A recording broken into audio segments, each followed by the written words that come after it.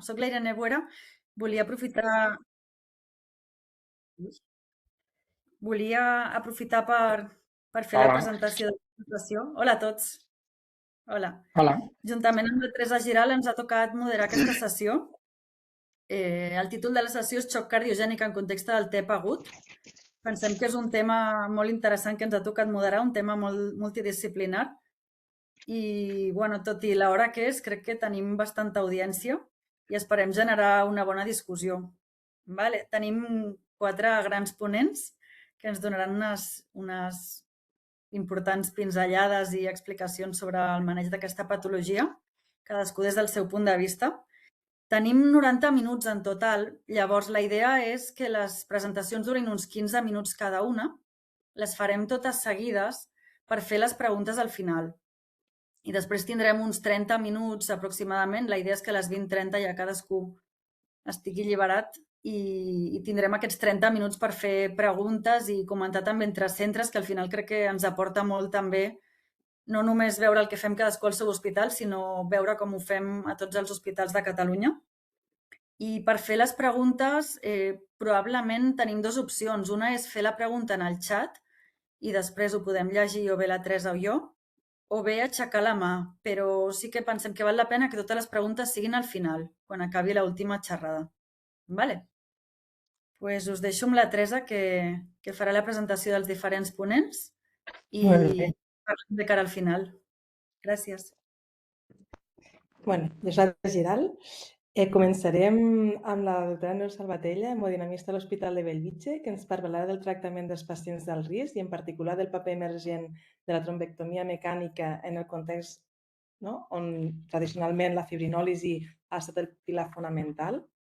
Continuarem amb el doctor José Carreras, de l'Hospital del Mar, que abordarà un dels grans dilemes actuals, els pacients amb risc intermitjal i com ajudar-nos a entendre millor a qui hem de reperfondre i en quin moment. Després continuarem amb la doctora Laura Rodríguez, de l'Hospital de Sant Pau, que ens introduirà el paper de l'ECMO com a eina de suport al xoc cardiogènic secundari a TEP. I finalment, amb el doctor Felipe González, de l'Hospital Germans Trias i Pujol, que ens parlarà dels equips multidisciplinars de resposta ràpida, els coneguts com PERT, i com la seva implementació millora el maneig en el context del TEP i d'aquests pacients. Molt bé, doncs donarem lloc a la primera ponència amb la doctora Neus Salvatell. Molt bé, bona tarda a tothom. Aviam si no l'espifio i sóc capaç de compartir pantalla. Molt bé, aviam. Veieu la presentació? Sí? Sí, la veiem. Perfecte. Molt bé, doncs gràcies per comptar amb mi, per fer-me pensar de nou en aquest tema i per retrobar-me amb antics companys. Jo soc hemodinamista a l'Hospital de Bellvitge, però vaig passar 13 anys a l'Hospital del Mar on vaig compartir moltes batalles amb el José i amb... Ai, perdó, un moment que m'estan trucant. I amb tot l'equip de la coronària. Llavors, parlaré de la trombectomia mecànica, de les teràpies transcatèter en general en el context de l'embòlia pulmonar aguda. Com que soc la primera, doncs faig una visió molt general d'aquest problema. L'embòlia pulmonar és la tercera gran síndrome cardiovascular després de l'infart agut de miocardi delictus. I jo no era conscient que és la primera causa de mort evitable en pacients hospitalitzats i crec que tenim tots els metges que estem treballant a hospitals molta feina a fer per intentar reduir la rellevància d'aquesta condició, que no és una malaltia en si. Els pacients poden morir a l'hospital, però també en global, si agafen tots els TEPs, a l'any hi ha un 20% que han mort, sigui pel TEP o sigui per la causa subjacent. Si bé sabem que l'espectre de gravetat d'aquesta condició és molt àmplia, tenim malalts, des de malalts que són donats d'alta i controlar el mateix dia o l'endemà amb anticoagulants directes, donats d'alta des del servei d'urgències de desfonsament ambulatori, a pacients que moren fins i tot abans d'arribar a l'hospital. I el que són els pacients d'alt risc, que ara revisarem en què definir els pacients d'alt risc, representen un 5% de les embòlies pulmonars agudes, però recullen pràcticament la meitat mortalitat és a més al voltant del 50%, depèn una mica les sèries que consultem. Recordem que el problema s'inicia normalment en una cama en què hi ha un trombe que obstrueix la circulació pulmonar. Això acaba afectant tant la circulació pulmonar com la circulació sistèmica, i el quadre més greu és el xoc obstructiu, el xoc hipotensiu, que és la causa de mortalitat, és el xoc obstructiu. I aquí veieu l'espiral, diguem-ne, maligna, en el qual la sobrecàrrega que tenim a la sortida del ventricle dret va causant aquesta espiral, augmenta la tensió d'aparell del ventricle dret, augmenta la demanda, també una activació neurohormonal i inflamatòria que fa entrar en un cercle viciós. Tenim sant intrapulmonar que causa hipoxèmia, empitjora més la contractilitat del ventricle dret, disminueix, per tant, la precàrrega també del ventricle esquerre, així queda reduït el cabal cardíac, cau la pressió sistèmica, etc. I entrem en una espiral que pot portar a la mort. Com hem dit, el risc és l'espectre de risc és molt ampli i, per tant, és molt important, ja fins i tot és el moment en què no tenim confirmat el TEP, però sospites molt altes, si estem parlant d'una embòlia pulmonar de risc baix, de risc intermedi, que s'ha subdividit en intermedi baix, intermedi alt, i el risc alt.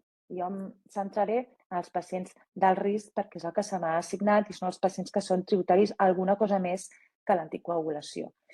I per definició, els pacients del risc han de tenir inestabilitat hemodinàmica, és a dir, o bé han tingut aturada cardíaca, o bé estan en xoc, o requereixen de manera mantinguda fàrmacs per tenir una tensió arterial més de 90-60 i tenir una perfusió dels òrgans perifèrics correcta. Tinguin o no tinguin disfunció del ventricle dret, elevació de troponina, que en general sí que solem trobar, això està en parèntesis, aquesta classificació europea que encara segueix vigent, no importa molt als pacients del risc fer els índexs de gravetat perquè en general els tenen. I si algun TEP causa inestabilitat hemodinàmica, sempre també tenim disfunció del ventricle dret i sempre tenim elevació de troponina. I després, quan no hi ha inestabilitat hemodinàmica però tenim altres d'aquestes troballes, tenim embòlies pulmonars, quadres de menys risc. I ara, per complicar una mica les coses, molt recentment ha sortit una nova classificació en un document de consens americà molt recent, en el qual veurem quina aplicació té, perquè nosaltres encara tot just tenim integrada la classificació clàssica que acabo de... la que són les guies europees. Els americans han subdividit de la A a la E des del TEP subclínic A, de l'asimptomàtic, al TEP més greu, amb la E, que subdivideix en E1 i E2, i hi ha un modulador que li diuen modificació i és l'afectació respiratòria. En qualsevol cas, el TEP del risc serien els TEP tipus E, E1, E2, és a dir, pacients en xoc o en aturada cardíaca, en inestabilitat hemodinàmica. Però sí que crec que han complicat una mica les coses amb les altres categories. Veurem a la pràctica si això ens aporta o no ens aporta. I l'espectre, com que l'espectre de gravetat és ampli, l'espectre també de tipus de tractament que poden rebre els pacients també és ampli. Els pacients amb menys risc van bé només amb anticoagulació, però a partir de risc intermedi, intermedial, entra en joc altres teràpies, la trombòlisi sistèmica, el tractament clàssic del TEP del risc, més-menys ECMO, que això en parlarà l'Alba més endavant, i les teràpies per catèter, més-menys implant del filtre de vena cava segons el context clínic. Què diuen les guies europees, que són al cap i a la fi les nostres i les vigents? Doncs això fa temps que no ha canviat. En pacients del risc està indicada la trombòlisi sistèmica i si aquesta està contraindicada o ha fallat, estaria indicada la hemolectomia quirúrgica, que a la pràctica es realitza molt poc i en centres molt seleccionats, però segueix estant recomanada a les guies. On queden els tractaments transcatèter? Doncs com una indicació 2A, amb nivell d'evidència C, en la que diu que s'haurien de considerar en pacients d'alt risc quan la trombòlisi està contraindicada o ha fallat. Per tant, la trombòlisi sistèmica és i ha estat i segueix sent el tractament de primera línia perquè està associat a reducció de la mortalitat i de recurrència de l'embòlia pulmonar comparat amb el tractament únicament amb heparina i si aquesta falla o està contraindicada, s'hauria de considerar embolectomia quirúrgica. Però, a la pràctica, què passa? Que només un 20-30% dels pacients d'alt risc reben trombòlisi sistèmica. Per què? Doncs perquè està associada a un risc d'hemorràgia major important, al voltant d'un 10%, i la més temuda sempre és l'intracranial, que pot estar el malalt o mort o amb unes seqüeles greus, 1,7% a la metaanàlisi més important de trombòlisi alt d'alt risc. I fins a un 60% dels pacients que tenen alt risc tenen contraindicacions per a trombòlisi. I això ha fet que ens portem a considerar alternatives, altres opcions de tractament a pacients greus. Com veieu, les contraccions absolutes i relatives a la trombòlisi sistèmica són unes quantes.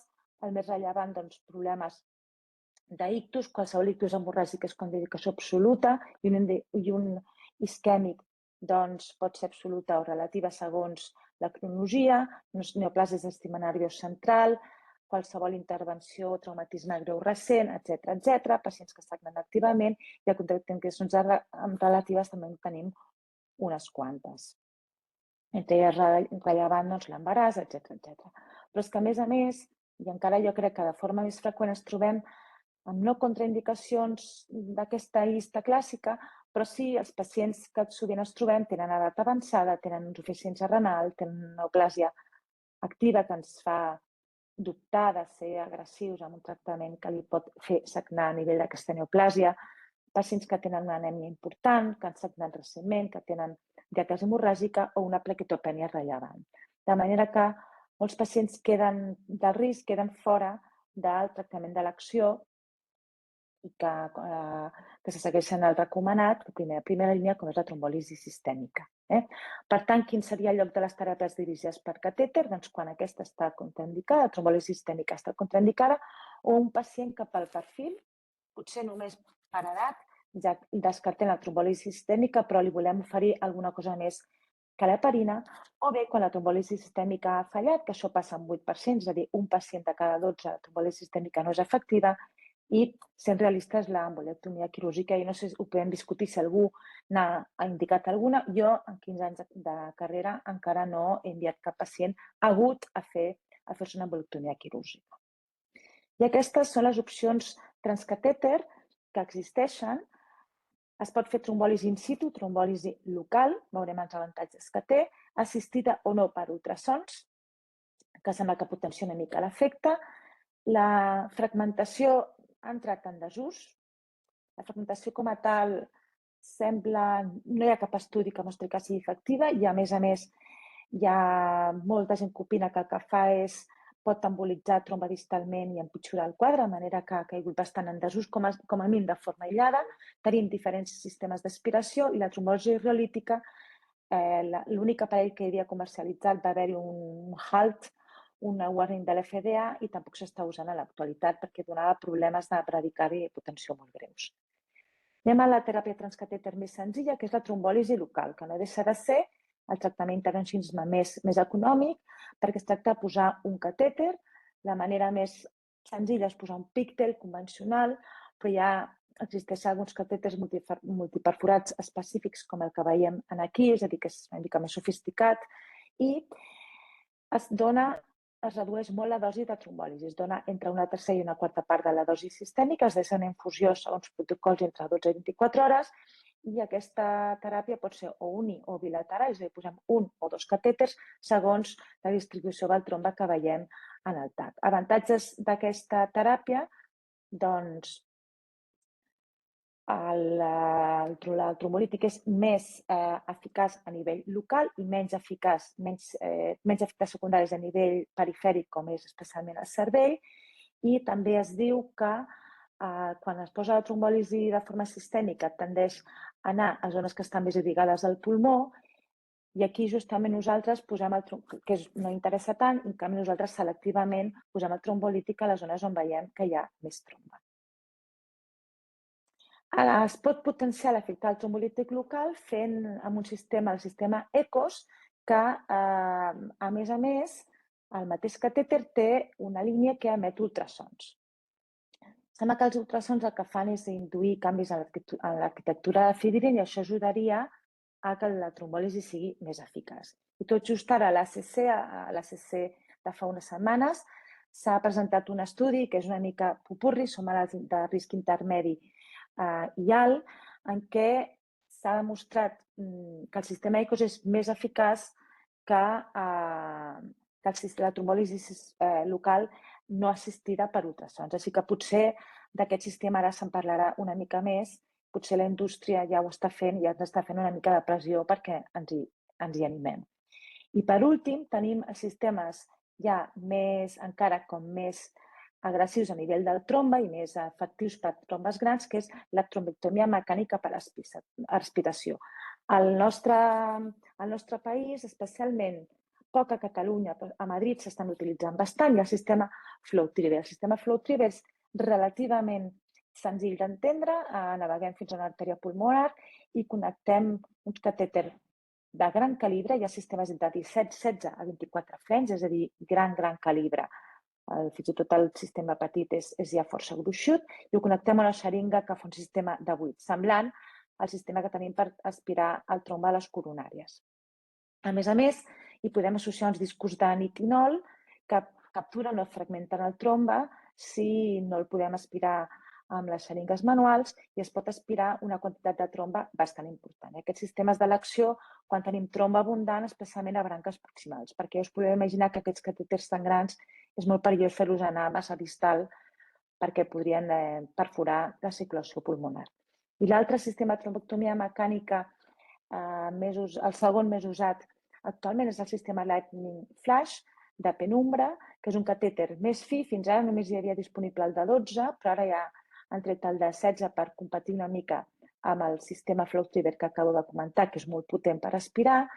I l'avantatge d'aquest sistema, que també és molt més car, és que té una bomba d'aspiració que és intel·ligent, que detecta si està dins del trombe o no. Quan està al trombe, aquí veieu la lletra D, marca en taronja, detecta que està en el trombe i aspira de forma amb més força, i en canvi, quan està en una zona que no detecta trombe, deixa d'aspirar. I això fa que la sang que eliminem del pacient no sigui tanta, perquè una pega que tenen els sistemes de trombectomia mecànica és que a vegades s'aspiren quantitats molt importants de tromba, però també de sang del pacient, fins a 400-500 mil·lilitres. Aquest és un motiu a vegades per aturar la teràpia. A més, hi ha un sistema extra que es diu d'estalvi de sang, en què passa una mena de filtre i es pot retornar sang al pacient. I aquí veieu a la dreta un cas força espectacular de tromba eliminat per aquest sistema. Quins avantatges tenen les teràpies de trombectomia mecànica respecte a la trombòlisi local o sistèmica? Es redueix dràsticament el risc hemorràgic perquè la trombectomia mecànica es pot realitzar sense donar gens de fibrinolític, s'elimina de forma bastant ràpida el trombe i, per tant, si aquest és obstructiu, doncs la millora hemodinàmica és molt ràpida. La reducció de sobrecàrrega del ventricle dret és pràcticament instantània. I, a més, també és eficaç com de trombes subaguts, al contrari que el tractament farmacològic, que no sol ser efectiu.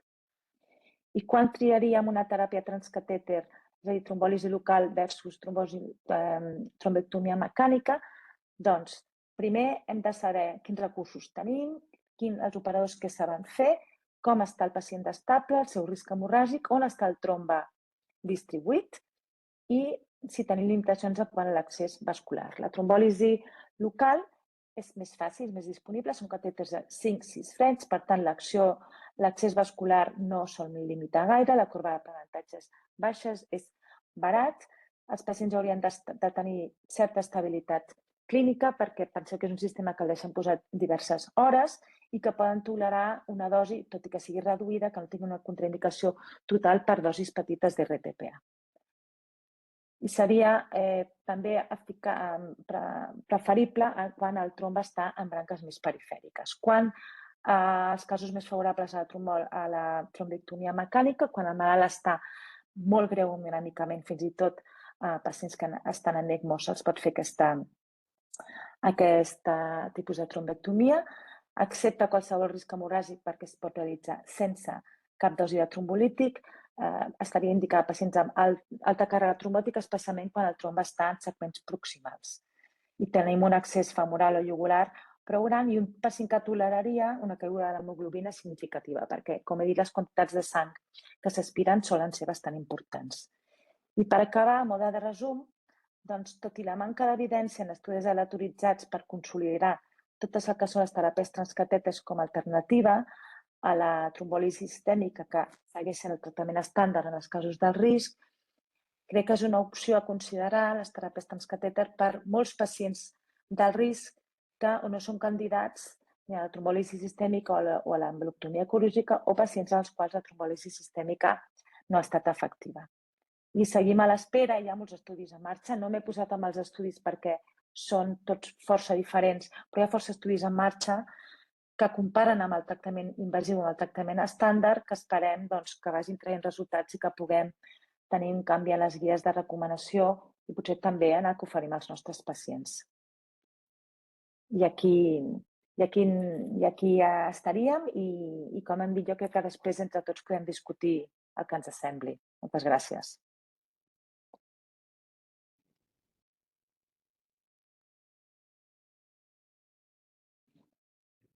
Moltes gràcies. Molt interessant. Guardem les preguntes pel final, que segur que en tenim moltes, almenys jo. I passem a la següent, que serà del doctor José Carreras. A veure. Tarda, tothom. Veu bé? Ai, espera, comparteixo la pantalla.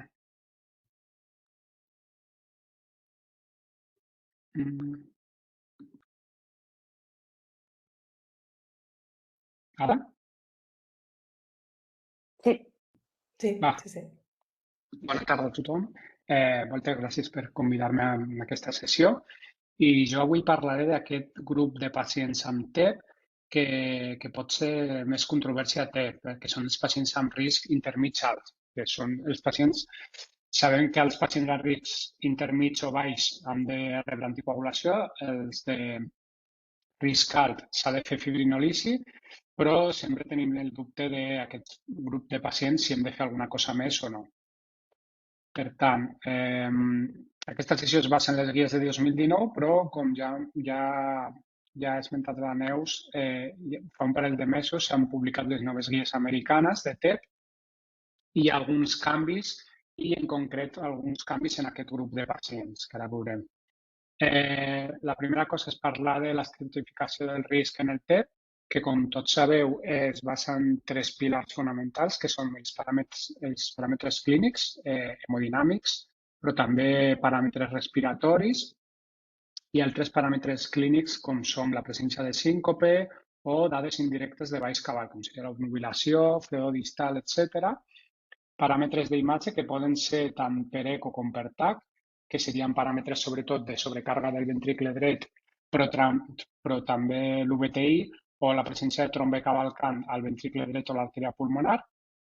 O en pacients amb foramen oval poden veure un shunt dret-esquerra si tenen molta hipertensió pulmonar. I finalment els biomarcadors, que són tres principalment, que són els pèptids natriurètics, la troponina i el lactat, que és un marcador d'hipoperfusió perifèrica. Només posar en relleu aquest paràmetre, que és un paràmetre que no acostuma a utilitzar-se en el TEP i que hi ha alguns estudis que han vist com és el paràmetre més important o amb més poder pronòstic amb el TEP, i és l'UVTI. És un paràmetre que nosaltres estem molt acostumats a utilitzar-ho en insuficiència cardíaca o en xoc cardiogènic. En canvi, no sé per què no es mira massa amb el TEP i es mira és un paràmetre que en aquest estudi, per exemple, vam veure que pacients amb UVTI menys de 15 centímetres era el factor predictor independent més potent. Veiem com els pacients tenien un odds ratio per mortalitat independent de 3,5 i per l'evolució a xoc cardiogènic o aturada cardiorrespiratòria de 8 vegades més que els pacients amb un UVTI de més de 15. I aquí a l'anàlisi univariat veiem com per l'endpoint primari de mortalitat o xoc cardiogènic o aturada cardiorrespiratòria veiem com els ràtios de 14, o sigui que és un paràmetre de predictor pronòstic en aquests pacients que jo crec que és indispensable de mirar i que moltes vegades no ho mirem.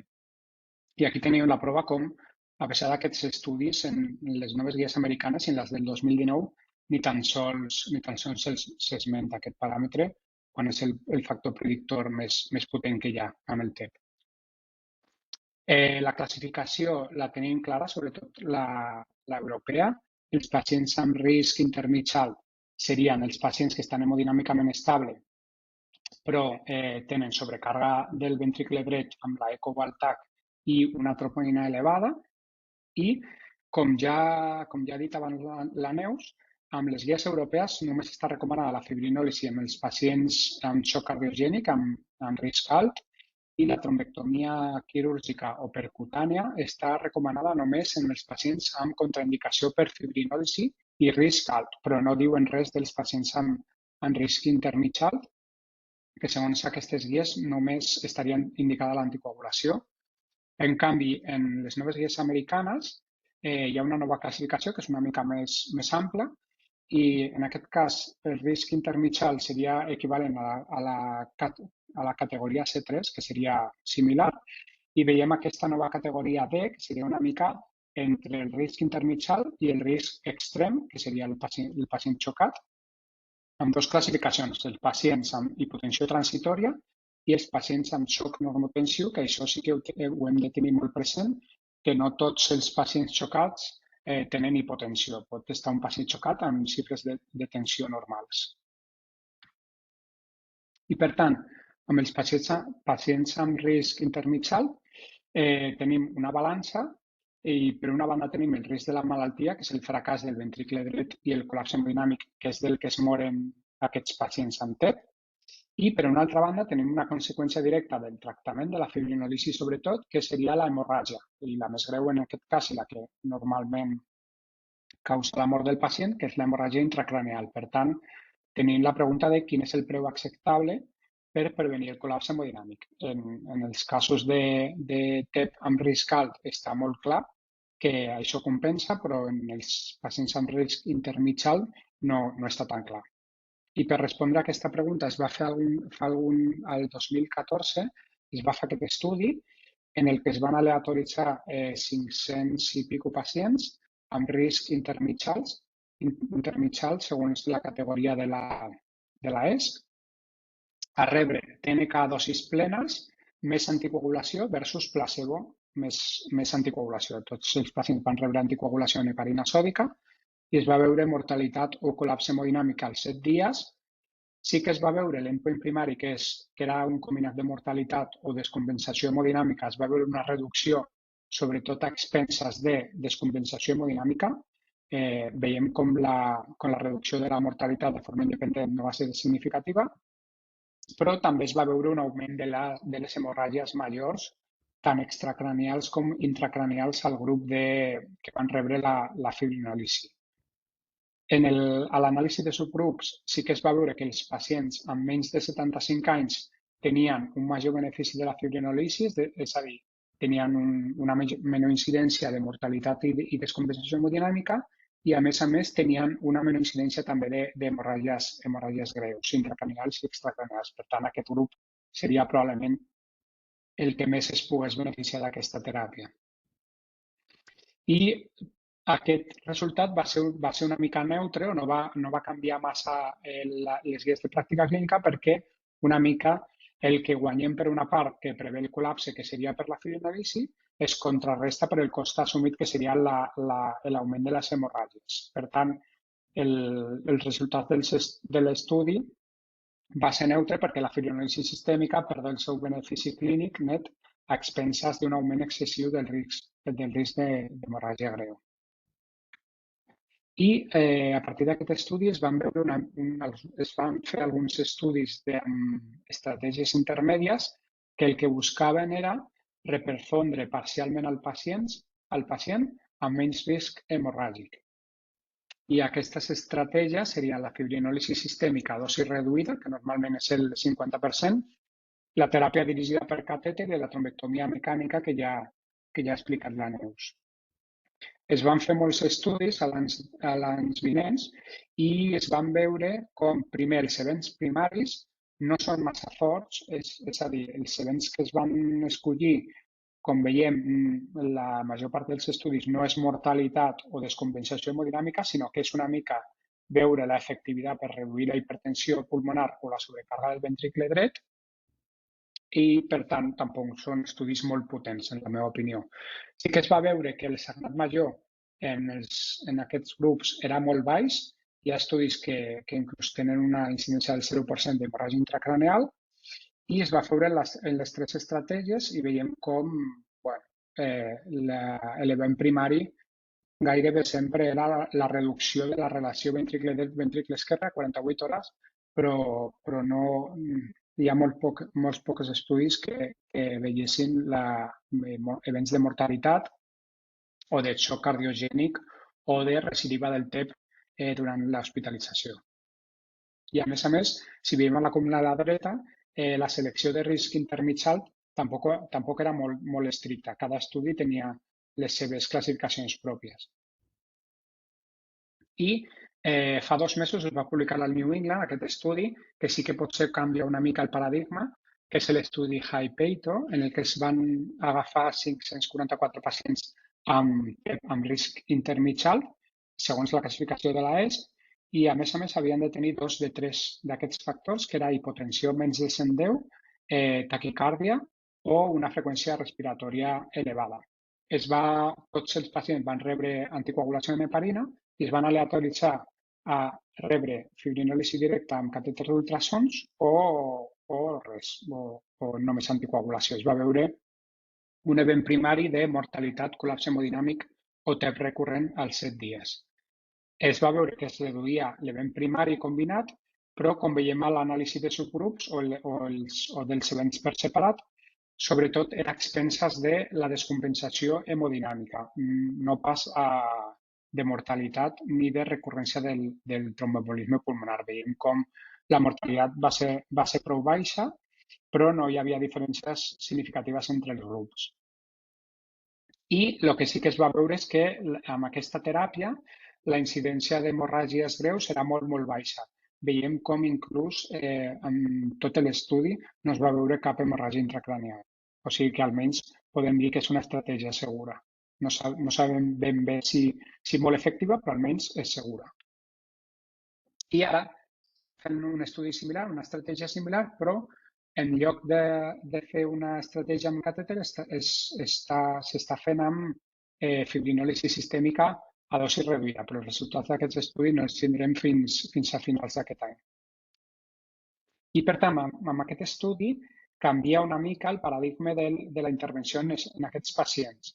Segons les guies europees de 2019 seria la curva vermella, que veiem que recomanaven monitoritzar estretament amb aquests pacients i fer una estratègia de rescat només si s'inestabilitzaven hemodinàmicament, però aquest té certes dificultats i és que quan fem una fibrinòlisi en pacients amb moltes hores d'evolució ja s'ha vist que l'eficàcia es veu molt reduïda i, a més, són pacients xocats que tenen un risc hemorràgic molt més alt i el paradigma actual o a lo que estan canviant actualment les guies seria la corba número 2, que seria la blava, que seria intentar localitzar o identificar aquests pacients amb un risc més alt, que no arriben a ser pacients xocats, però amb un risc molt alt de descompensació hemodinàmica i fer una intervenció amb una d'aquestes estratègies intermèdies, fer una intervenció precoç.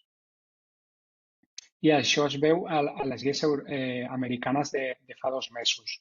Veiem com els grups C3, D1, D2 recomanen, amb una recomanació que tampoc és molt forta, però sí que recomanen plantejar-ho, recomanen fer una fibrinòlisi sistèmica amb dosi reduïda o fer una trombectomia mecànica o una teràpia dirigida per catèter. Per tant, per resumir, en la meva opinió, aquí hem de reperfondre amb aquests pacients. Recordeu-vos que estem parlant de pacients amb risc intermig alt, no pacients amb risc alt, que això sí que ho tenim clar. De pacients amb risc intermig alt, jo crec que hem de reperfondre a pacients amb trombe central accessible i amb alta càrrega pacients en fase aguda, sobretot menys de 6 hores, que és el grup de pacients que han mostrat un major benefici als estudis, pacients jove amb bona qualitat de vida, sobretot jove perquè tenen també menys risc hemorràgic. D'aquest grup de pacients amb risc intermitjat, buscar paràmetres que ens indiquen una mica més de risc, com seria l'UBTI, la dilatació marcada del ventricle dret amb molta hipertensió pulmonar o compromís respiratori, i dades clíniques d'alt risc, com seria el xoc normotensiu, pacients que debuten amb síncope encara que en el moment que nosaltres el valorem no estiguin xocats, o pacients que han patit hipotensió transitòria. I per concloure, amb el grup de pacients amb TEP de risc intermitjat, recordeu que la fibrinòlisi rutinària de moment segueix estant contraindicada pel risc hemorràgic i contrarresta el benefici hemodinàmic. La teràpia dirigida per catèter o la fibrinòlisi a dosi reduïda poden ser beneficioses sense augment de les complicacions hemorràgiques, que encara així cal una selecció del pacient ideal perquè es pugui beneficiar d'aquestes teràpies, que encara jo crec que tampoc està recomanada de forma rutinària en aquests pacients, i que cal més evidència. Sobretot, jo crec que calen estudis amb endpoints més clínics i sobretot seguiment a llarg termini. O sigui, en aquests pacients s'ha de veure només la supervivència durant l'ingrés, sinó supervivència després de l'alta, pacients que desenvolupen després o no hipertensió pulmonar tromboembòlica crònica, i com afecta aquestes teràpies aplicades de forma precoç a la classe funcional. I això és tot. Moltes gràcies.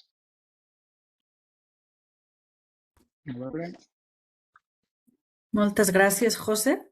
Ara parlarà la Laura Rodríguez. Vale, i el mateix, fem les preguntes al final. Gràcies. Bona tarda a tots i totes. A veure. Veieu la pantalla?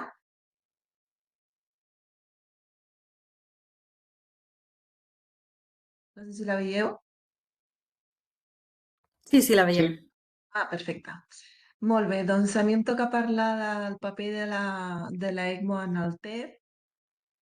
I bueno, una mica, com s'ha dit ja abans, fins ara sabem que un 5% dels pacients són aquest grup de pacients en el risc, i una cosa important que jo crec que han fet les guies que s'han publicat enguany a l'americana és que ens posen en manifest un subgrup de pacients de xoc, que és el subgrup E2, que són pacients en xoc cardiogènic refractari o fins i tot saturada cardíaca, i es indica que són pacients amb una mortalitat més alta i que, per tant, potser calen d'un maneig una mica diferent. I per què la ECMO té un paper en el xoc cardiogènic? Bueno, doncs això hem de parlar una mica de la fisiopatologia, encara que ja l'ha explicat la Neus. I sabeu que el xoc en el TEP es basa fundamentalment en que el ventricle dret, aquesta càmera de gran volum i baixa pressió, és molt sensible a canvis bruscos de la postcàrrega, i per tant es sap que quan hi ha una obstrucció de més del 50% de la vasculatura pulmonar, això afegit a una vasoconstricció hipòxica i a un alliberament de mediadors del to vascular, acaba generant una disfunció dreta, no? Que suposa una disminució de la precàrrega del ventricle esquerre, i tota aquesta cadena, hipotensió, isquèmia i xoc. Els mecanismes compensadors que tenim, fonamentalment a nivell fisiològic, és la vasoconstricció. Això és molt important. Quan es perd aquesta vasoconstricció compensadora, el xoc es perpetua, i per una altra banda la lisis d'aquest trombo, ja bé sigui intrínseca o perquè la fem extrínsecament amb diferents teràpies. I llavors el que fa l'ECMO és trencar aquest cicle de disfunció aguda del dret, desviant la sang venosa al circuit d'ECMO i retornant aquesta sang oxigenada al circuit arterial, augmentant la perfusió sistèmica. Hi ha un factor important a tot aquest procés, que és el temps, no? Perquè, per una banda, quan més temps, més establert estarà el xoc, i per altra banda, tots els potencials tractaments que tenim tenen el seu temps d'acció i triguen a tenir efecte. I això és una cosa que s'ha de tenir molt en compte.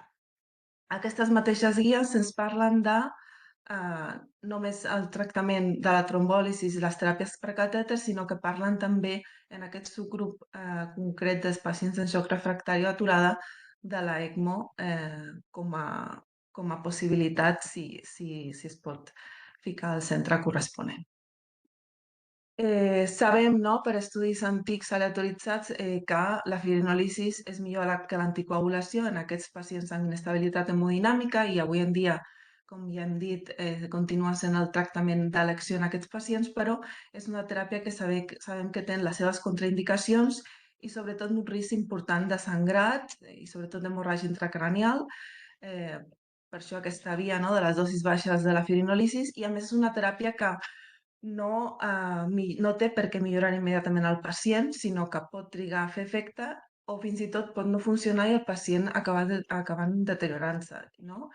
I quin paper té l'ECMO aquí? Bueno, doncs, o bé com a suport si el pacient està suficientment inestable o bé moltes vegades com a rescat quan no ha sigut efectiva aquesta teràpia, no?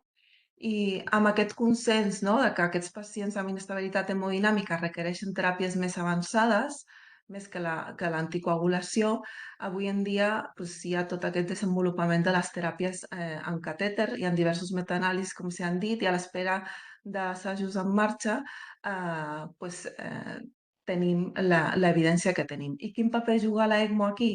Doncs fonamentalment està reconeguda, no, en pacients amb categoria E2, serien pacients molt inestables que no podríem ficar-los aquesta teràpia, però també s'ha de tenir molt en compte la sedació que poden requerir aquests pacients per fer aquests procediments i que fa que moltes vegades fins i tot en pacients no tan inestables d'entrada puguem oferir-la aquesta teràpia ANEC.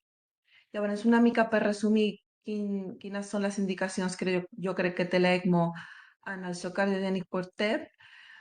Dintre del grup del xoc cardiogènic, jo crec que, com he dit, com a pont a teràpies de reperfusió, sigui la que sigui, bé com a estratègia de rescat, perquè li hem donat una estratègia de reperfusió, no ha sigut eficaç, el pacient continua estable i hem de fer alguna cosa més.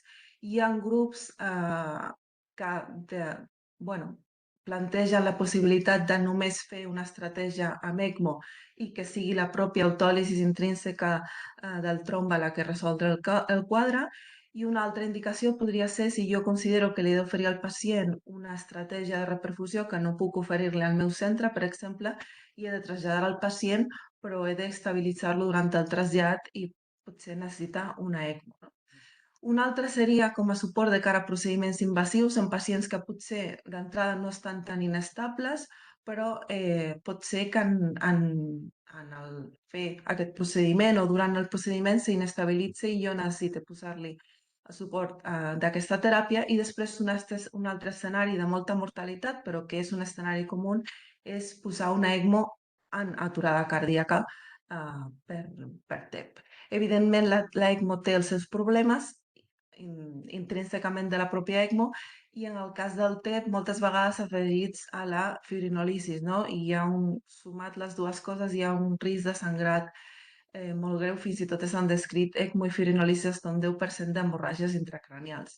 I per suposat és una teràpia que no es pot fer a qualsevol centre, que requereix molts recursos, centres especialitats, personal molt expert i que a més estem parlant d'escenaris amb elevada mortalitat i que per tant moltes vegades la rendibilitat no és molt alta. I què s'està fent?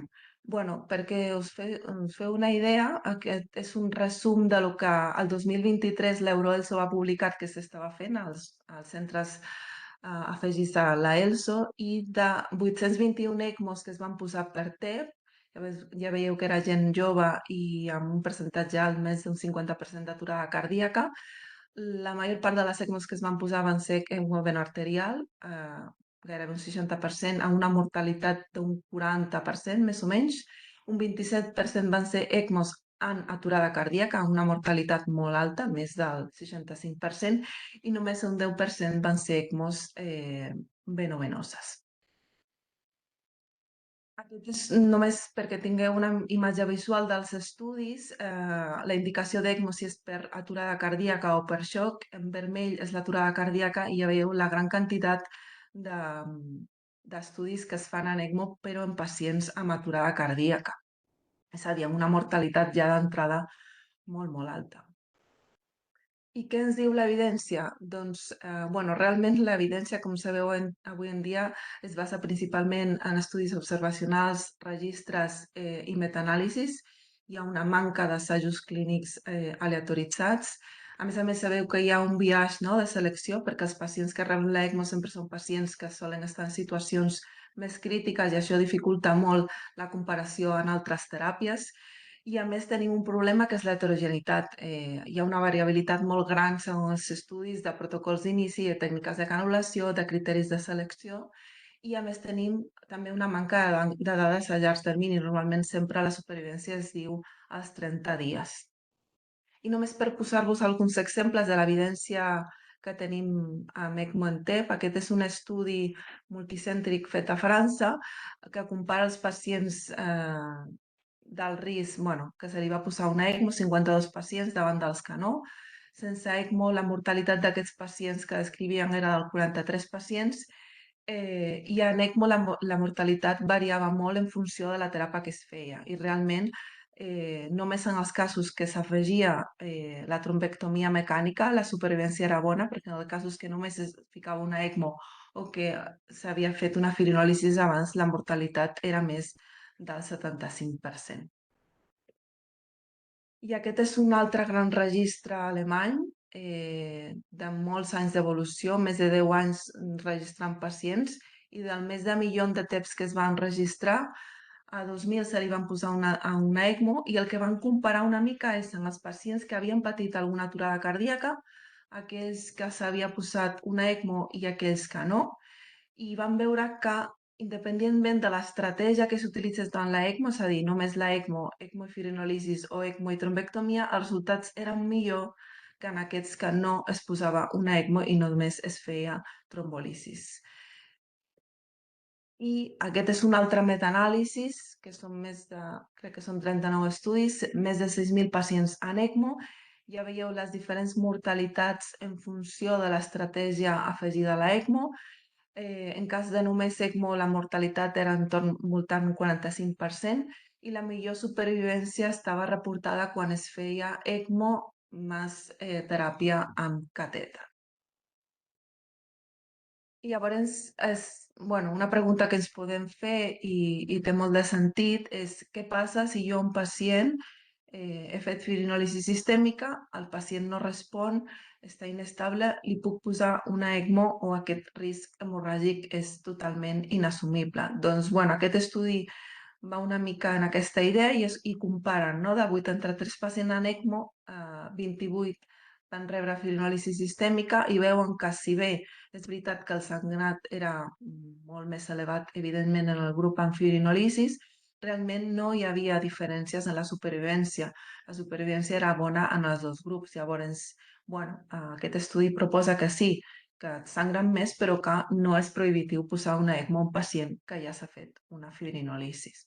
I aquest és només un estudi anecdòtic perquè al nostre medi la trombectomia quirúrgica és anecdòtica, però sobretot és interessat en aquest grup descriuen que els pacients inestables en ECMO i que probablement s'estabilitzen i al cap de molts dies se li fa la cirurgia, tenen una bona supervivència i és interessant veure que un percentatge alt d'aquests pacients el que tenien més bé era un TEP agut sobre crònic.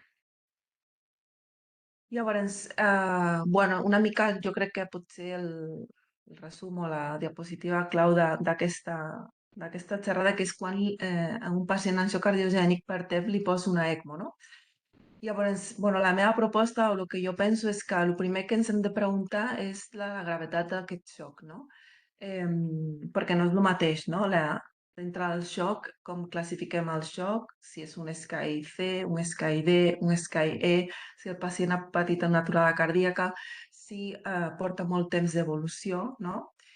Una mica per fer referència a aquestes noves guies, a l'SCAI E, no? Que podria ser aquest subgrup E2, jo crec que té indicació d'ECMO, però el que m'he de preguntar és, li puc posar una ECMO en menys de 30-60 minuts? Perquè, evidentment, si no li puc posar una ECMO en aquest temps, he de pensar en altres estratègies si el pacient és candidat. I si li puc posar una ECMO i no hi ha una contraindicació pròpia del pacient, se l'ha de posar una ECMO i després pensar què li ofereixo a aquest pacient. Si el xoc no és tan greu, podem parlar un SCAI C o E, no? Aquest subgrup EU. En aquest cas és important el temps d'evolució del xoc, és a dir, si el xoc ja està establert i a més, l'estratègia de reperfusió que jo li vaig oferir trigarà en fer efecte i, per tant, no treure del xoc aquest pacient. I potser es beneficia més d'un suport circulatori i després l'estratègia de reperfusió. I, per una altra banda, m'he de preguntar quina estratègia de reperfusió li vull oferir al meu pacient, no? En funció de contraindicacions, indicacions, etc.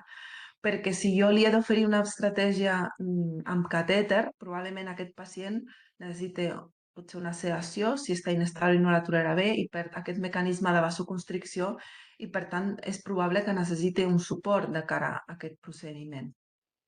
I, per una altra banda, si jo li he ofert una firinolisis, fins al 8% dels pacients acaben fracassant, si li puc oferir posteriorment també el suport amb ECMO.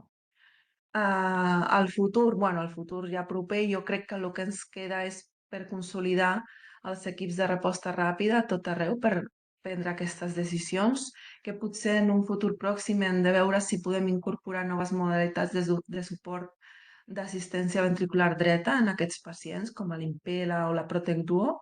Serà fonamental que siguem capaços de definir millor el perfil d'aquests pacients que poden ser candidats ja no tant a una ECMO quan està clar, no? A un xoc refractari o natural, sinó a una ECMO més precoç. I, com sempre, si podem tenir més evidència, més sòlida en aquest aspecte. I per concloure, dir que la ECMO jo crec que ja s'ha establert com a eina de suport circulatori i estabilització en el xoc per TEP, perquè permet estabilitzar el pacient i podem implementar o no altres teràpies de reperfusió.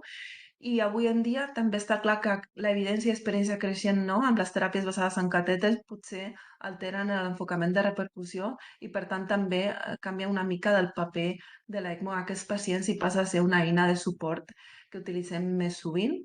És fonamental als equips multidisciplinaris en la selecció i en el maneig d'aquests pacients i que no ens oblidem que estem parlant d'un escenari d'elevadíssima mortalitat amb un alt número de pacients amb aturada cardíaca que moltes vegades fan que ens desanimem una mica, però que es poden fer moltes coses. I això seria tot. Moltes gràcies. Moltes gràcies, Laura, per aquesta presentació i aclarir-nos aspectes clau d'aquests pacients tan greus. I ara passem a l'última, que seria la del doctor González.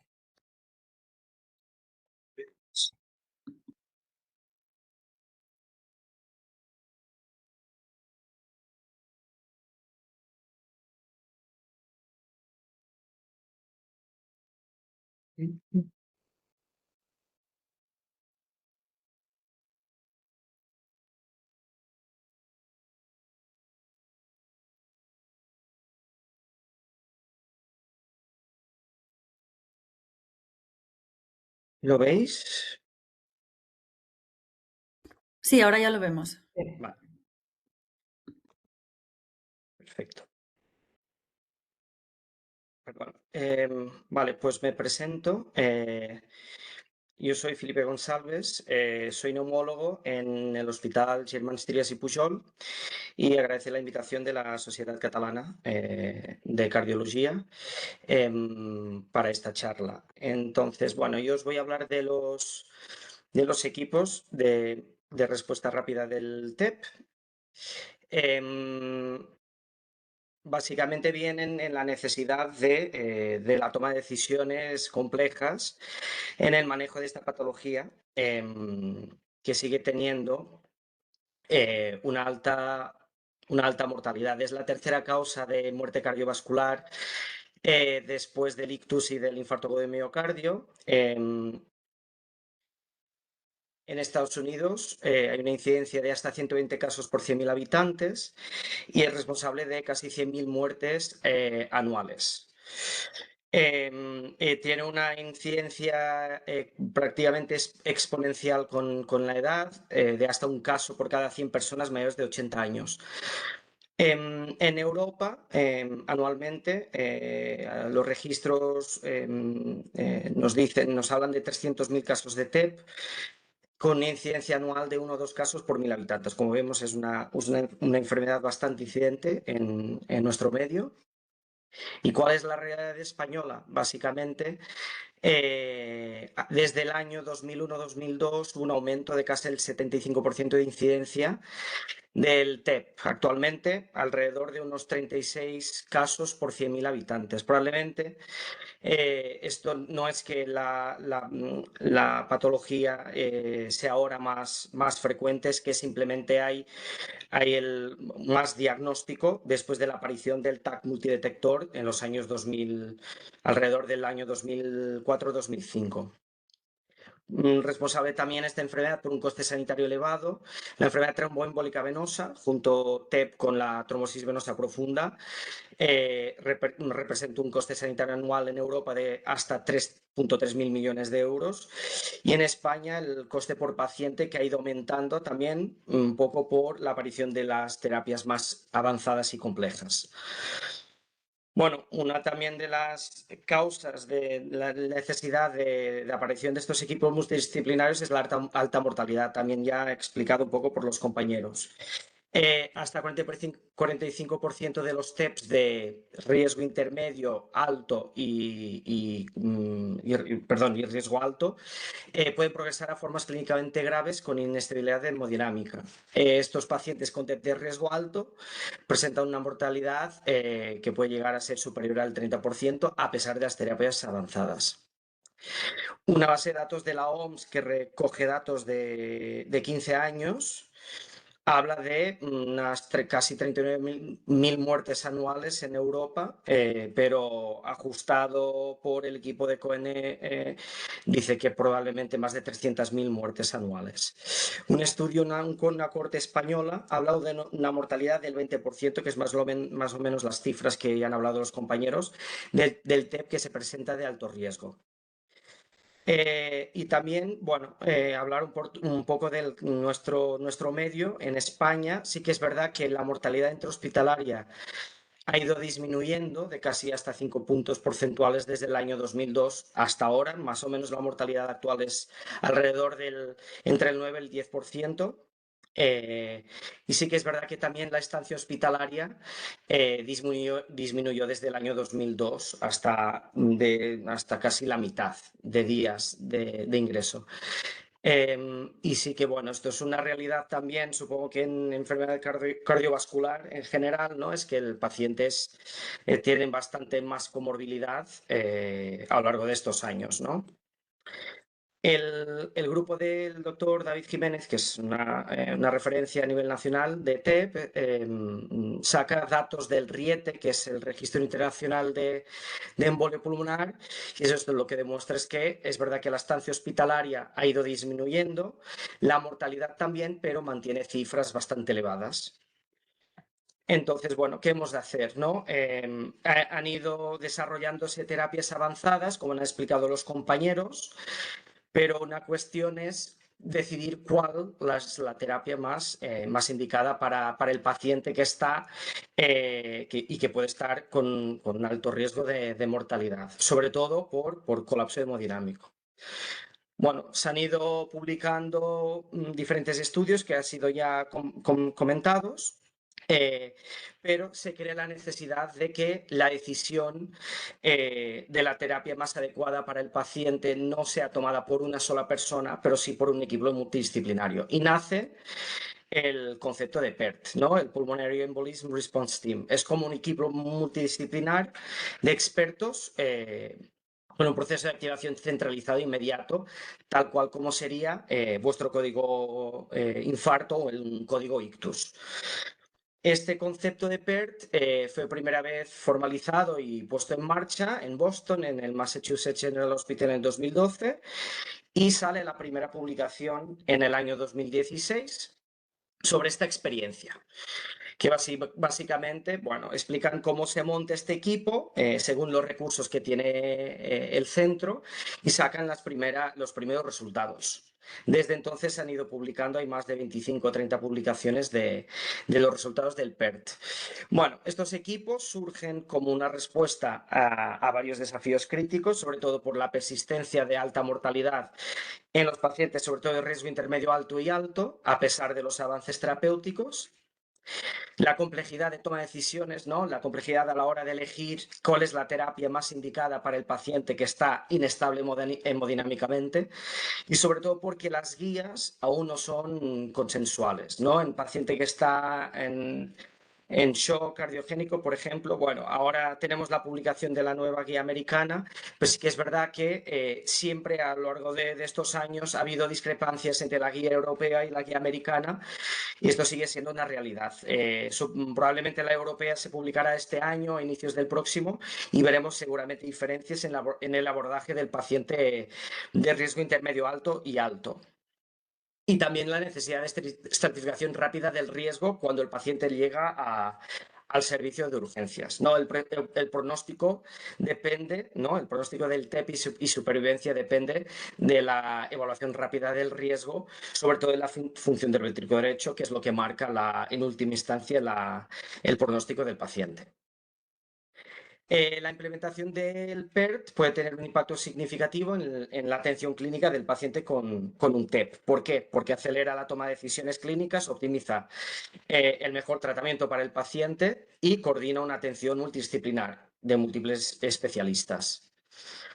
Básicamente la activación es como un código ya conocido, ¿no? El YAM o el código ICTUS, que permite un manejo temprano de signos y síntomas y mejora global de resultados clínicos. ¿Cómo se compone un PERT? Bueno, ya si miráis lo que está publicado, depende mucho de cada centro. Claro, en Estados Unidos, que fue donde se implementó, la medicina es bastante diferente de la nuestra. Porque sobre todo el TEP, por ejemplo, lo llevan sobre todo cardiólogos intensivistas. En nuestro país, la mayoría de centros, es verdad que el TEP suele ser abordado después del de medicina de urgencias, pues por los neumólogos y los intensivistas. Entonces, bueno, básicamente en nuestro medio un PERT sería formado por medicina de urgencias, neumología interna, intensiva, cardiólogos, hematólogos, radiólogos, también intervencionistas y cirujanos cardíacos. La organización y activación dependerá de los recursos de cada centro. Bueno, básicamente, ¿qué mejoras, qué beneficios puede tener un PERT? Bueno, pues los lógicos, ¿no? La toma de decisiones mucho más rápidas, el brainstorming de múltiples especialistas involucrados, el poder formar a otros compañeros, ¿no? A fellows o compañeros de otros centros que quieran venir a aprender. Bueno, toma de decisiones mucho más rápida, que tiene un beneficio claro en la decisión de la terapia del paciente. ¿Qué nos dice la evidencia? Bueno, el primer gran metaanálisis de los PERT, de todos los estudios publicados con las experiencias de hospitales con PERT, se publica en el 2022 con casi 8.000 pacientes y 16 estudios analizados. Básicamente concluyen que los centros que tienen un PERT hacen un mayor uso de terapias avanzadas, sin un aumento de sangrados, una reducción de uso de filtros de vena cava inferior. Para los que no lo sepáis, bueno, hace años era una terapia mucho más utilizada en pacientes con alto riesgo de sangrado, pero se ha visto que estos dispositivos lo que hacen es aumentar el riesgo de trombosis venosa profunda. Es como un efecto paradójico. Y a largo plazo pueden tener problemas en la extracción del dispositivo y está claramente asociada a más complicaciones sin aumentar la supervivencia. También han demostrado que no reduce significativamente la mortalidad en este metaanálisis. Pero ahora recientemente, en el año pasado, un metaanálisis que analiza 24 estudios con más de 15.000 pacientes, concluye que sí que la implementación de un PERT se asocia con menor sangrado mayor o clínicamente relevante, con mayor utilización de terapias avanzadas, tal como el metaanálisis anterior, con la reducción de estancia hospitalaria, y este sí demuestra que parece que hay una reducción de la mortalidad a corto plazo. Bueno, hemos de tener en cuenta que estas revisiones son de estudios, la gran mayoría retrospectivos, con los sesgos obvios del análisis de este tipo de estudios, ¿no? El sesgo de selección, que son estudios que no aleatorizan los pacientes, La inevitabilidad de comparar los grupos después del PERT con los grupos de antes del PERT, en las que las terapias disponibles no eran tan avanzadas como las que tenemos ahora. Los PERT compuestos por varios tipos de especialistas diferentes entre cada centro. Y evidentemente los PERT se implementaron en centros que tienen más recursos y que tienen disponibles todas las terapias avanzadas o casi todas. ¿Cuál es el posicionamiento de las guías? La actualización de la americana del mes pasado lo tiene bastante claro, que con una evidencia de alto grado, de grado 1, que los centros deberían, si pueden, implementar PERTs multidisciplinarios para el abordaje sobre todo del TEP de categorías del CAD, ¿no? De TEP de riesgo intermedio alto hasta TEP de riesgo alto. ¿Por qué? Porque reducen el tiempo hasta la anticoagulación terapéutica, disminuyen el uso de filtros de vena cava inferior, reducen la estancia en UCI y la estancia hospitalaria y mejoran el acceso a terapias avanzadas sin incrementar el riesgo de sangrado. Básicamente lo que ya nos decía la última revisión sistemática. Facilita la toma de decisiones terapéuticas, especialmente sobre las terapias avanzadas ya comentadas por los compañeros, por la trombolisis dirigida por catete, la trombectomía mecánica, la embolectomía quirúrgica y la indicación de ECMO. Entonces, nada, la guía dice claramente que hay un beneficio de estos PERT en los procesos asistenciales, pero el impacto en la mortalidad aún no es del todo claro. Y en España, ¿qué realidad tenemos? ¿Tendría sentido implementar un código TEP en nuestros centros? Bueno, básicamente lo que ya está disponible y publicado son básicamente estas dos noticias de un centro que yo ya conocía que ya tiene implementado un código TEP, que es el Hospital Ramón y Cajal, en cooperación con la Fundación Jiménez Díaz, que lo tienen implementado desde el 2017, que básicamente es un código, tal como el código IAM y el código ICTUS, centralizado en el servicio de emergencias extrahospitalarias, y ya tienen bastante años de utilización del código TEP. Básicamente, en otros centros, lo que ya nos comentaréis también lo que nos estáis escuchando, pero básicamente las personas que nos dedicamos a TEP y que tenemos el comité de enfermedad tromboembólica, pues ya compartimos experiencias, compartimos decisiones que son más complejas de los pacientes que están más graves.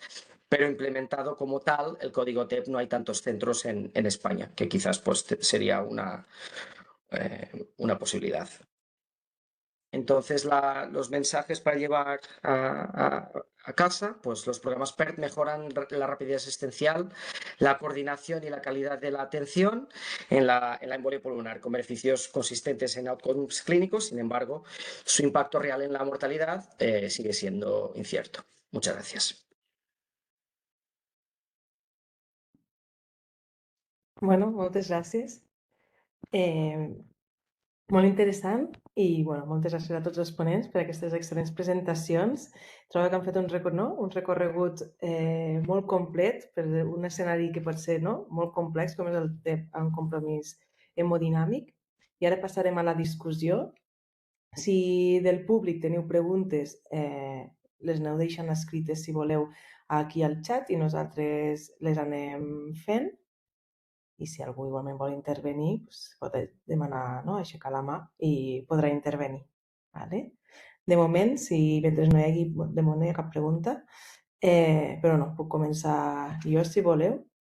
Precisament per tu, Neus, ara en el pacient d'alt risc, en el moment actual que estem en la disponibilitat, per exemple, de catèters i tot, quins serien una mica, davant de quin pacient et plantejaries anar, per exemple, amb un tractament directament mecànic. Ens trobem amb pacients que potser no tenen contraindicació real per la trombòlisi, però que sí que tenen el risc de sagnat.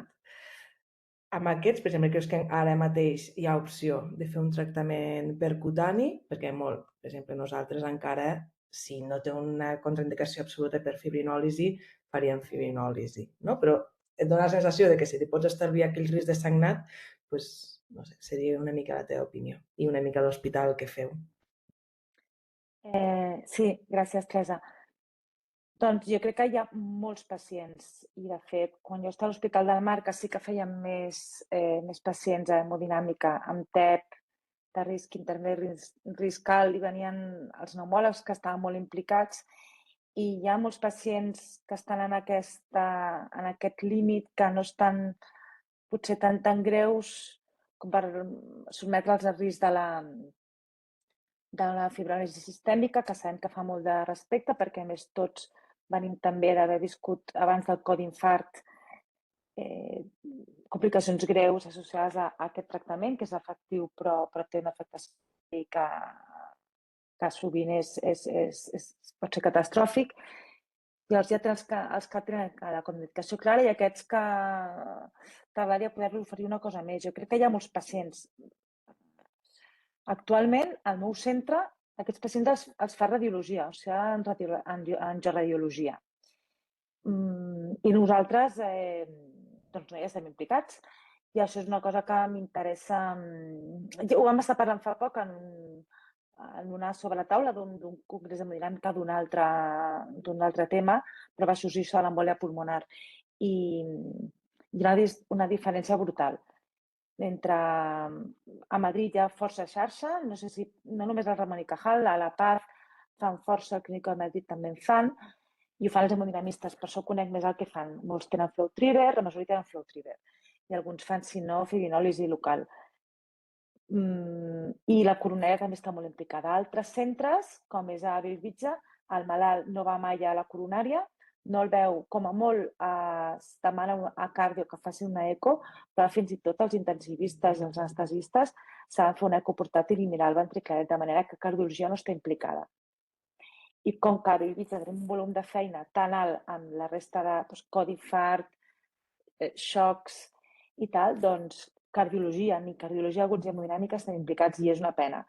No vull dir que no ho facin bé els angioradiòlegs, però al final aquí estem acostumats a fer puncions d'aquest tipus a malalts que a vegades han estat anticoagulats, per tant, la punció ja, encara que sigui venosa, té aquest risc, i navegar per cavitats cardíaques amb catèters grans, els més entrenats són nosaltres, però la situació de cada centre és molt diferent.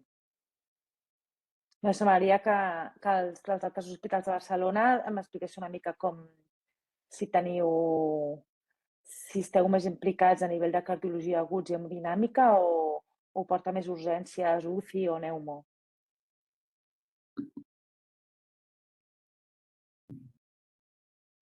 Irene, vosaltres a Vall d'Hebron? Pues crec que estem una mica com a Bellvitge, és a dir, és una patologia que si en el moment que es diagnostica un TEP, el cardio habitualment com a molt es demana aquest eco que dius per valorar ventricle dret, i la via habitual del pacient és ingressar a UCI si és un TEP de risc elevat. De fet, tenim aquí com a públic a Juan Carlos Ruiz, que és el referent de TEP de la nostra UCI, però bàsicament els pacients amb TEP de risc els porten ells, i els pacients amb risc intermig els porta medicina interna.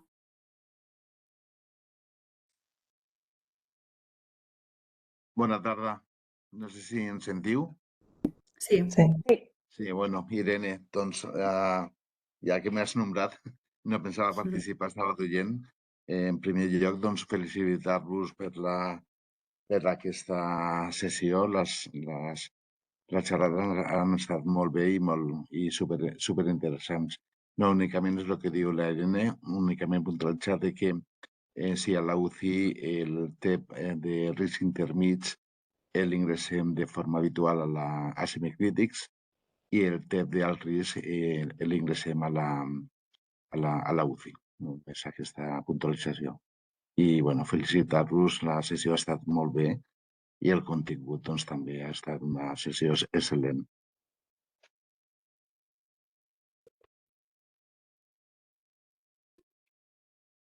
I a Sant Pau, què tal? Perquè el Mar ja m'ho sé una mica, que crec que no ha canviat tant les coses. No. Doncs nosaltres, una mica el mateix en quant a la valoració del risc. Normalment demanen ajuda per valorar ventricle dret. És una patologia que normalment porta o bé pneumologia o bé intensiu, però sí que és veritat que el maneig, si els pacients necessiten una ECMO, el maneig el fem nosaltres. I llavors tots aquests pacients que acaben necessitant una ECMO o per indicar la ECMO o després hi porten l'ECMO, els portem a cardiologia. Mi experiencia en Germans Trias, el TEP de riesgo intermedio alto, nosotros ingresamos en neumología en la UCRI, siempre en contacto con cardiología para ver sobre todo función de ventrículo derecho, pero TEP de riesgo alto, siempre si el paciente inestabiliza y requiere una terapia de difibrinólisis, tiene que ingresar en la UCI. Puede ser que cambie ahora con el estudio que presentó José, ¿no? El Hypeito, que la terapia de represión por catéter, ¿no? En paciente que tú prevés que, de riesgo intermedio alto sobre todo, ¿no? Que tú prevés que se pueden estabilizar con determinados datos clínicos de riesgo, pues a lo mejor cambiará un poco el manejo terapéutico de estos pacientes.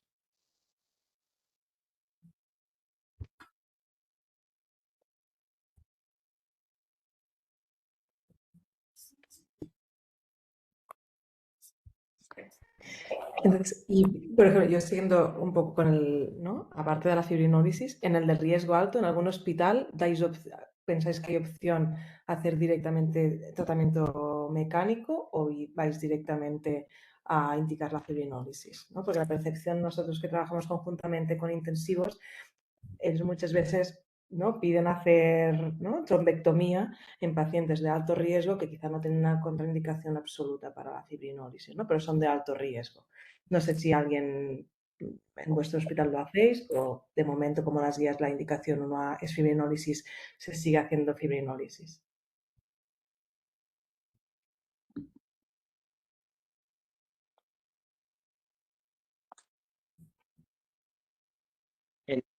Otro es fibrinólisis sistémica. Es verdad que la casuística que tenemos de trombectomía es muy bajita en TEP de riesgo alto, sobre todo porque todavía no está claro, ¿no? La evidencia siempre tira por la fibrinólisis sistémica, con lo cual pues se hace así. Muy bien, gracias. El resto de centros en Vall d'Hebron sí que se ha hecho algunos tratamientos percutáneos dirigidos, pero habitualmente es en pacientes de muy alto riesgo para la fibrinólisis sistémica, pero sí que se está cogiendo experiencia y como comentaba Neus, pues son técnicas que realmente, a no ser que sea la técnica de fibrinólisis por catéter sencilla, las demás pues sí que tienen una curva de experiencia un poquito más elevada y depende también del equipo, en este caso la angiorradiología, que estén de guardia y de un poco el comité que se haga de TEP en ese momento. Porque el PERT como tal, bueno, está en proceso, ya nos gustaría tenerlo bien organizado, pero se hace un poco sobre la marcha, dependiendo del horario todavía. Sí, en això jo crec que als Estats Units en una cosa ens superen, van molt endavant. Tenen molt PERT, tenen una xarxa. A Portugal també em consta que a la zona de Lisboa hi ha una xarxa molt bona i jo he estat a alguna estació que és impressionant. Hi ha un centre que rep malalts de molts llocs. Potser també les institucions sanitàries, no? Per tenir una bona xarxa. Clar, no hi ha tants codis, no hi ha tants TEPs com codis infarts, no? I el temps és una mica més ampli, però potser s'hauria de pensar a nivell institucional, de xarxes, el SEM, el CatSalut, de com millorar, perquè jo crec que hi ha molts pacients que es moren i que podrien no morir-se, però tinc totalment aquesta sensació.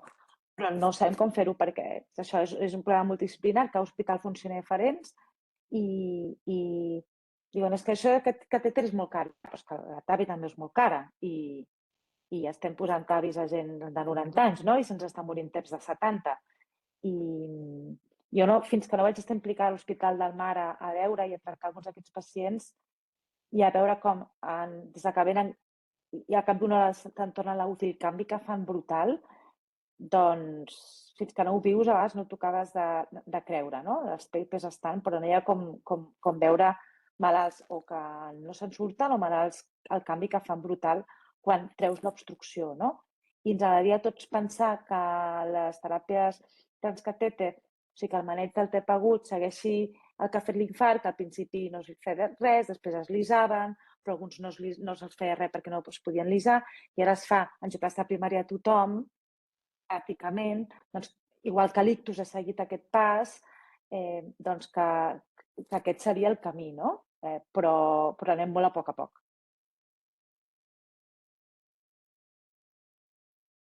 Yo creo que una de las dificultades de implementar un programa tipo PERT es que los que nos dedicamos realmente a la enfermedad tromboembólica no somos tantos en el hospital, ¿no? Es una patología que, que no es como un infarto ni como el ictus, y que es verdad que sigue teniendo una alta mortalidad, pero dependiendo de cada hospital, ¿no? Dependiendo de cada centro, hay unos especialistas que llevan, ¿no? que se dedican a esta patología, pero luego dependen de muchas otras especialidades en el manejo agudo. El código infarto, por ejemplo, vosotros lleváis la urgencia y activáis los hemodinamistas que son de vuestro servicio, ¿no? Nosotros dependemos mucho más de otros especialistas, y es verdad que, por ejemplo, cardiología, pues hay pocos centros en España en los que el cardiólogo también se dedique a la enfermedad tromboembólica. Entonces es muy difícil, ¿no?, involucrar todos los especialistas, porque probablemente el que esté de guardia ese día nunca ha manejado la embolia pulmonar, el radiólogo que está de guardia ese día tampoco.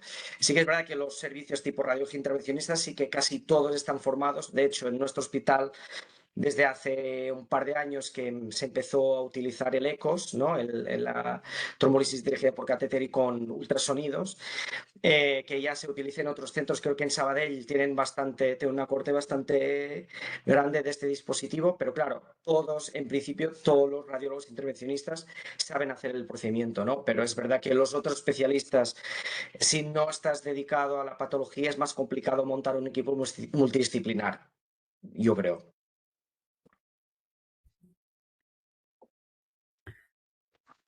Bueno, un poco si no hay más preguntes, que no he visto ninguna mano levantada ni nada, per concloure, m'agradaria plantejar que, tot i que el maneig és molt heterogeni, és molt complicat per la poca casuística, almenys la que ens arriba a les nostres mans, comença a haver evidència de tractament més enllà de la fibrinolisis sistèmica. Cada vegada podem categoritzar una mica millor el perfil de risc d'aquests pacients, però, desgraciadament, els pacients que ens arriben als hospitals terciaris són una minoria dels pacients que tenen TEP. Llavors, no sé, nos hemos venido arriba una mica, ja que hem fet aquesta xerrada i veig que hi ha participació de molts dels hospitals. Tot i que tenim molta feina per fer a dintre dels hospitals, voldríem plantejar-vos amb la Teresa si, ja que molts dels que esteu interessats en TEP als vostres hospitals esteu connectats, si penseu que podria tenir sentit crear un grup de treball de TEP multidisciplinar, evidentment, transversal. Hi haurà hospitals que potser cardiologia té implicació, d'altres que no. No sé si des de la CEMICIUC, ja que la major part d'aquests pacients van a UCI, s'està plantejant alguna cosa així, però com a cardiòlegs tenim una mica la sensació de responsabilitat amb el xoc cardiogènic i tenim el precedent del Codi IAM. Llavors, us volíem plantejar si estaríeu interessats en començar a treballar amb això. Ens podeu deixar el vostre mail aquí en el xat mateix o escriure'ns un mail a la Teresa o a mi. I, no sé, igual queda amb res, però igual podríem fer alguna cosa interessant o començar a fer-ho.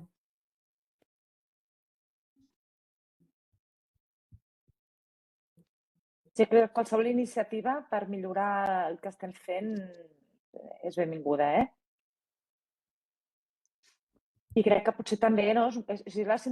Tenim codictus, tenim codinfart, tenim un pla de malalties cardiovasculars i crec que el TEP està una mica oblidat i és una gran entitat cardiovascular. Per tant, jo crec que també me n'aniria a la direcció del pla de malalties cardiovasculars, que posa una mica de recursos i infraestructura. Sí.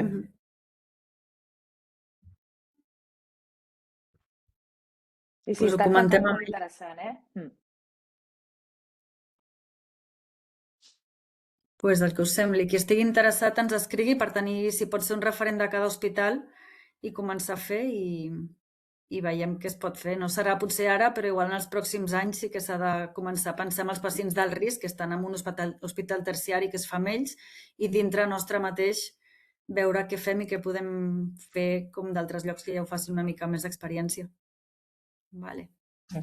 Molt bé. Bueno. Pues, moltes gràcies a tots, moltes gràcies per les excel·lents presentacions i ens veiem aviat. I gràcies al públic. Que vagi molt bé.